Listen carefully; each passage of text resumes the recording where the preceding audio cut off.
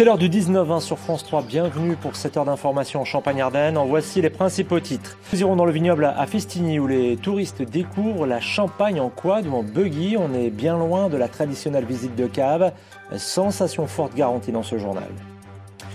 Dans le monde du champagne, voici une autre façon de faire du tourisme. Vous allez le voir, on est très loin de la visite des caves, mais pas très loin de l'onotourisme. Voici la découverte du vignoble et du champagne au guidon d'un quad ou au volant d'un buggy. Comme on peut s'en rendre compte aujourd'hui, Philippe Mercier et Claire Pin, ils se sont rendus à Festigny, c'est dans la Marne. Vous avez juste une vitesse à passer et ensuite vous êtes tranquille. Ok, super. Et c'est parti à bord d'un quad ou d'un buggy. En avant pour une promenade de plus de 2 heures à travers les vignes. Un circuit d'une trentaine de kilomètres sur des sentiers légèrement escarpés, à flanc de coteaux, pour davantage d'adrénaline. C'est une première pour moi, un petit peu d'appréhension, mais super. Très très bien, bonne sensation. J'avais un petit peu peur au début, mais je m'en suis bien sortie. Au début, c'est pas évident parce que c'est gros, c'est costaud, mais au bout de 5 à 10 minutes, on commence à prendre du plaisir. Donc moi, j'ai qu'une envie, c'est continuer.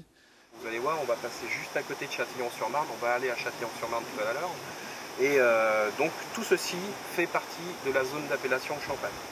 Passionné de quad, Vincent Legrand a décidé de se lancer dans l'onotourisme à travers ses engins amusants à piloter.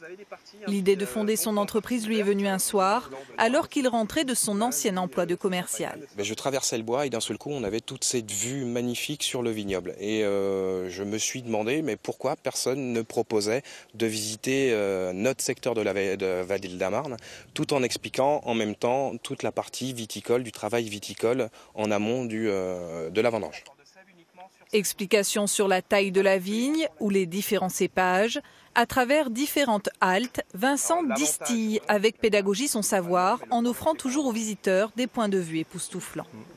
Je retiens déjà le paysage qui est magnifique et puis les vignes, on apprend tous les jours parce qu'on boit du champagne mais on ne sait pas comment il est fait et avec quel raisin.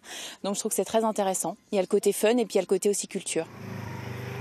Entre nature et modernité, une promenade originale qui revient entre 50 et 130 € par personne.